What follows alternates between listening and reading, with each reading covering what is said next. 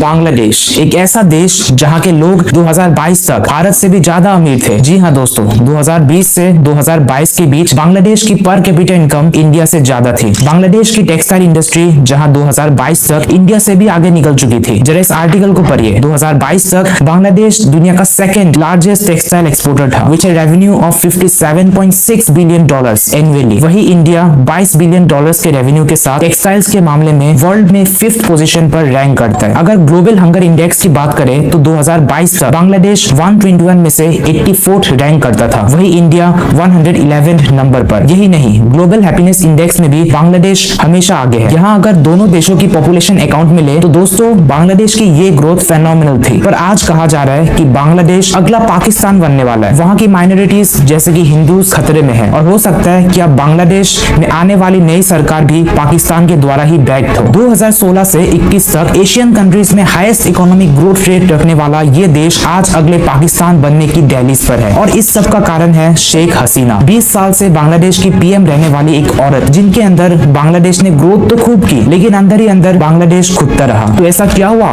बांग्लादेश में जिसके कारण देश में इतने मास लेवल पर प्रोटेस्ट हुए, और क्यों इन प्रोटेस्ट का सबसे बड़ा हिस्सा वहाँ के स्टूडेंट्स थे? आज के इस वीडियो में हम इसी टॉपिक के ऊपर बात करेंगे दोस्तों, और आपको बताएंगे कि कैसे शेख हसीना ने वहाँ के लोगों को धोखा दिया। तो अगर आपको वीडियो जरा सा भी पसंद आए तो लाइक जरूर करें। Chapter 1, 56% of government jobs were reserved in Bangladesh. आप सभी को ये तो पता ही होगा कि बांग्लादेश और पाकिस्तान इनिशियली एक ही कंट्री थे। फिर 1971 में बांग्लादेश पाकिस्तान से अलग हुए under the leadership of Sheikh Mujibur Rahman. वैसे आपकी जानकारी के लिए बता दो कि शेख हसीना शेख मुजीबुर रहमान की ही बेटी है। आजादी के बाद ही मुजीबुर रहमान ने उनके देश को आजादी दिलवाने वाले फ्रीडम फाइटर्स के लिए एक कोटा सिस्टम इंट्रोड्यूस करा, जिसके अंदर 30% ऑफ गवर्नमेंट जॉब्स बांग्लादेश के फ्रीडम फाइटर्स और उनके डिसेंडेंट्स यानी कि अगली पीढ़ियों के लिए रिजर्व रखी गई। आजादी के अगले 4 साल तक ये कोटा सिस्टम ऐसे ही रहा। 1975 में जब शेख रहमान का असैसिनेशन हुआ, ये सिर्फ तभी था जब इस सिस्टम में चेंजेस करे गए। जहां पहले रिजर्वेशन सिर्फ फ्रीडम फाइटर्स के लिए था, अब और भी कैटेगरीज के लिए बढ़ाया गया। वुमेन के लिए 10% रिजर्वेशन, 10% बैकवर्ड डिस्ट्रिक्ट्स के लिए, 5% माइनॉरिटीज के लिए और 8% Kota for person with disabilities. इस सिस्टम में टाइम के साथ बदलाव आते रहे। रिजर्वेशन के नंबर्स कम ज्यादा होते गए, लेकिन फ्रीडम फाइटर्स का 30% रिजर्वेशन 2018 तक कभी नहीं बदला गया। 2018 में बांग्लादेश के स्टूडेंट्स ने काफी बड़े प्रोटेस्ट चलाए, ये कहते हुए कि मेरिट के बेसिस पर स्टूडेंट्स को चांस नहीं मिल रहा है और उनके साथ फ्रीडम फाइटर्स के कंपैरिजन में भेदभाव किया जा रहा है। दोस्तों मेरी राय में ये चीज काफी मायनों में गलत है। फ्रीडम फाइटर्स के स्ट्रगल का रिजल्ट सिर्फ फ्रीडम फाइटर्स को ही मिलना चाहिए, ना कि उनके आने वाली जनरेशंस को, क्योंकि उन्होंने यहाँ लड़कर बांग्लादेश को कोई आजादी तो नहीं दिलवाई ना। फिलहाल हम वीडियो में आगे बढ़ते हैं। स्टूडेंट्स के प्रोटेस्ट के बाद वहाँ के कोर्ट ने फ्रीडम फाइटर्स के लिए रखा गया रिजर्वेशन को 2018 में हटा दिया और प्रोटेस्ट रुक गए। लेकिन फिर एक बार 2021 में कोर्ट में ये पिटीशन दिया गया कि इस रिजर्वेशन को वापस लाया जाए, resulting in restoration of this reservation. और इसके बाद से ही फिर से धीरे धीरे बड़े लेवल पर प्रोटेस्ट होने लगे। पहले ये प्रोटेस्ट इतने वायलेंट और बड़े नहीं थे, पर आज इन प्रोटेस्ट ने बांग्लादेश की सरकार का तख्ता ही पलट कर दिया। आखिर कैसे ये प्रोटेस्ट इतने मास स्केल पर पहुंचा, आइए जानते हैं। Chapter 2, involvement of Pakistan. 1971 में जब बांग्लादेश पाकिस्तान से अलग हुआ था, तब वहाँ 2 तरह के आइडियोलॉजीज रखने वाली पॉलिटिकल पार्टीज हुआ करती थी। पहली वाली जो चाहती थी कि बांग्लादेश को पाकिस्तान से अलग होकर एक नया देश बन जाना चाहिए। आपको बता दें कि मुजीबुर रहमान की पार्टी अवामी लीग इसी विचारधारा पर चलती थी। और दूसरी जो पाकिस्तान के साथ अपना फ्यूचर को देखती थी। जमाते इस्लामी बांग्लादेश की एक पॉलिटिकल पार्टी है जो इसी आइडियोलॉजी को फॉलो करता है। 1971 से ही जमाते इस्लामी ने अवामी लीग के पाकिस्तान से अलग होने के डिसीजन का